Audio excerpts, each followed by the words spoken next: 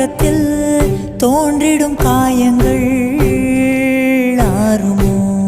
அன்பையும் பண்பையும் அறிந்திடும் ஒரு மனம் வெறுப்பிலும் சினத்திலும் வாழுமோ? வெளிச்சத்தை தரும் என்ற ஏற்றிய தீபம் ஊர் முழுவதையும் எரித்து விட்டு தீயாயானதேனோ?